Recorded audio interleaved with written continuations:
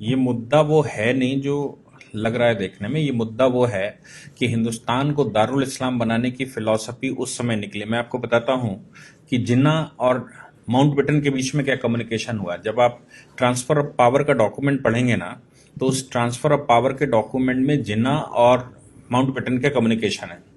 जिन्ना कह रहा है कि हिंदुस्तान मुसलमानों से तुमने अंग्रेजों ने लिया था और मुसलमानों को वापस क्यों नहीं करोगे। मुसलमानों से वापस लिया था, मुसलमानों को वापस क्यों नहीं करोगे, ये जिन्ना की पॉलिसी है। इसलिए हमको यहाँ का राष्ट्राध्यक्ष घोषित किया जाए। लेकिन उस समय ये संभव नहीं था क्योंकि आंदोलन में तो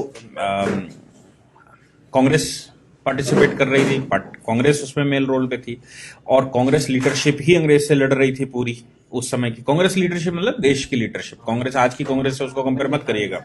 तो कांग्रेस मतलब आंदोलन में।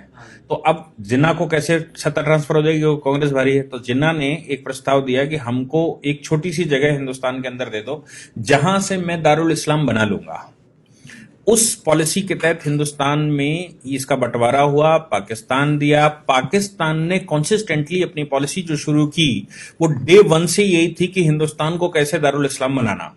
और इसी पॉलिसी के तहत नेहरू उनके चक्कर में आ गए और नेहरू और लियाकत अली समझौता हो गया। उस समझौते में हिंदुस्तान में मुसलमान रोक दिए गए और पाकिस्तान में हिंदू रोक दिए गए। उनको मालूम था हिंदुओं को तो हम वैसे ही निपटा लेंगे, लेकिन यहाँ जो मुसलमान हम रोक देंगे, ये मुसलमान किसी न किसी दिन हमारा सहयोग ही करेगा।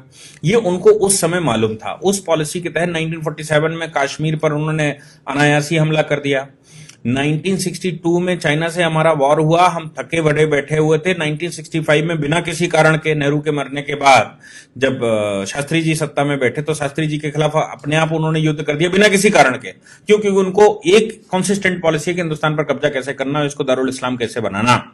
अब इस दारुल इस्लाम बनाने की पॉलिसी में ही उन्होंने वो कारगिल का सब षड्यंत्र रचा। उसके बाद फिर उन्होंने इनडायरेक्ट टेररिज्म भेजा और टेररिज्म भारत में फैलाया। फिर वहां से उन्होंने बाया दुबई रूट, बाया और तमाम तरह के रूटों से हिंदुस्तान में मुस्लिम पॉपुलेशन कैसे बढ़ाई जाए इसकी व्यवस्था, और हिंदुस्तान के मुसलमान को कैसे बरगलाया जाए और इस्लाम के नाम पर हिंदुस्तान में कैसे डिस्टर्बेंस किया जाए, इसके लिए उन्होंने भरसक वहां से प्रयास करना शुरू किया।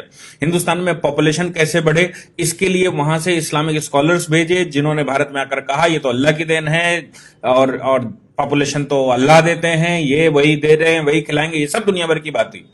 इस पॉलिसी को भारत में फल फूल में 70 वर्ष लगे और खूब फल फूल गया। समस्या ये आई कि 2014 में जो सरकार बैठी, उस सरकार ने इस पॉलिसी को कंट्रोल करने के लिए कुछ काम करना शुरू किया। लोग कहते हैं कि आपने ये 370 2019 के बाद क्यों हटाया, आपने ट्रिपल तलाक 2019 के बाद क्यों हटाया, आपने ये दुनिया भर की बातें। सोच कर देखिए कि सरकार उस समय कैसे बैकग्राउंड बना रही थी, कैसे वो ग्राउंड बना रही थी और उसने क्या क्या किया। आप सोचिए कि जो नोटबंदी हुई, उस नोटबंदी में सबसे ज्यादा आहत कौन हुआ? जो व्यक्ति लीगल सिस्टम में नहीं था, जो अरबियन कंट्री से पैसा आ रहा था, जो पाकिस्तान से फेस करेंसी आ रही थी, जो हिंदुस्तान में करेंसी लाकर दुनिया भर का खेल खेला जा रहा था, वो सारा पैसा कूड़ा हो गया। और कूड़े का मतलब ये हो गया कि वो लोग जो पाकिस्तान सपोर्टेड थे, बिना किसी रिटर्न भरे, बिना किसी लीगल सिस्टम में आए पैसा लगा रहे थे, उनका पैसा सब रद्दी हो गया। आज अगर वो पैसा होता सीएए के विरोध के दौरान, तो आप सोच सकते हैं कि हिंदुस्तान का क्या हाल होता। आज तो हिंदुस्तान में केवल पत्थर बचा है फ्री का, वो पत्थर चल रहा है। लेकिन अगर पैसा होता तो क्या होता?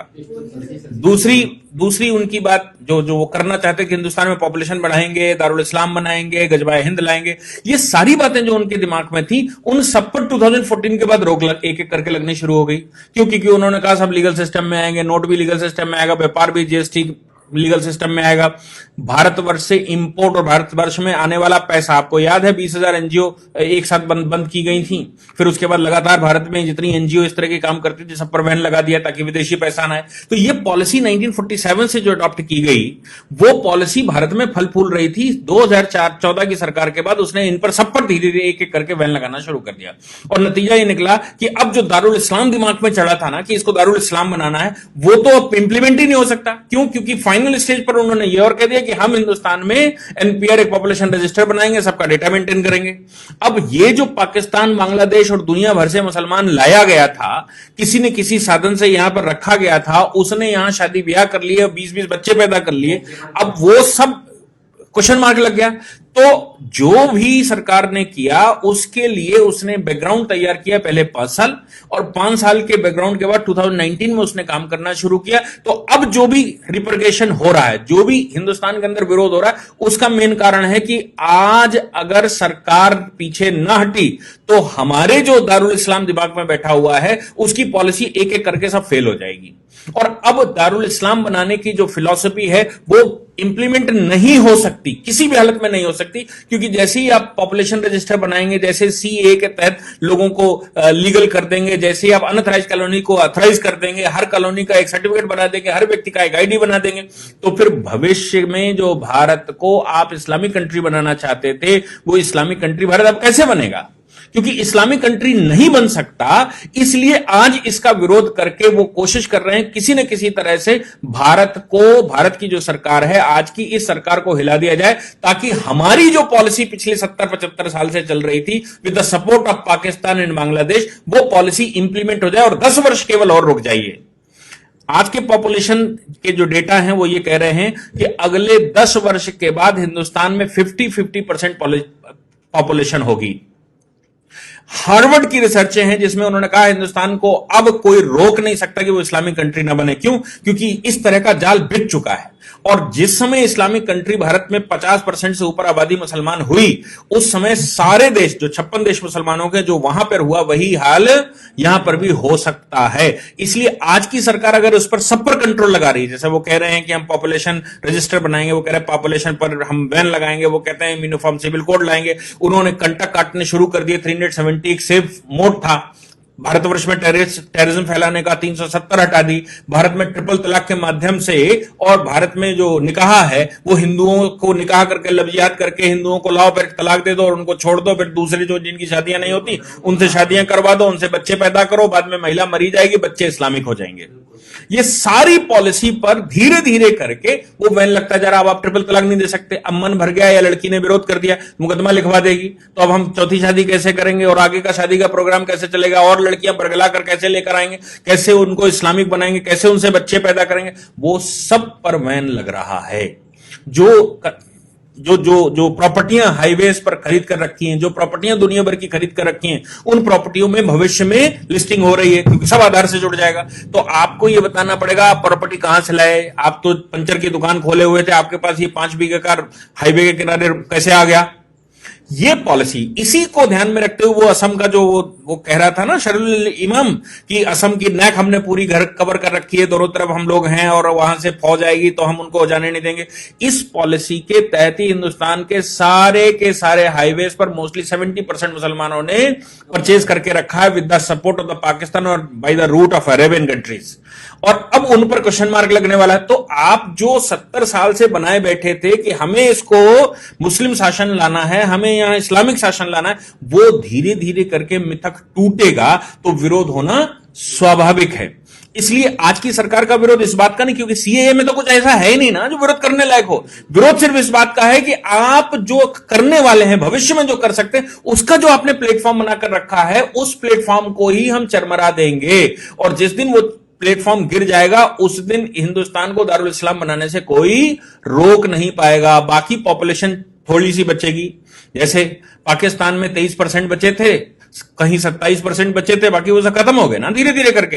हिंदुस्तान में भी 50% से ऊपर पॉपुलेशन होगी तो धीरे धीरे वो मार देंगे। जैसे कश्मीर में उन्होंने 1989 में किया था कि कश्मीरी पंडितों को पहले समझ नहीं आया, लेकिन जिस समय उनकी पॉपुलेशन बढ़ गई उसने मारपीट के बराबर कर दिया और कश्मीर घाटी खाली करवा दी। हिंदुस्तान भी ऐसी ही पॉलिसी के तहत करने की तैयारी है। बंगाल आप आज का देख लीजिए, बंगाल में प्लेटफॉर्म पर लोग बैठे हुए हैं, ट्रेनें नहीं चलने दे रहे।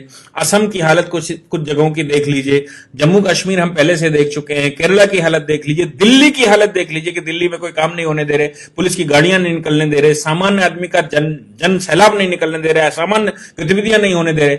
ये पॉलिसी के तहत हो रहा था। इसको बस इतना हो गया कि सरकार देर से आई, लेकिन सरकार ने पहले बेस बनाकर इस तिलिस्म को तोड़ना शुरू किया। अब तोड़ना शुरू किया तो आगे भविष्य का भारत कैसा होगा यह दिख रहा है।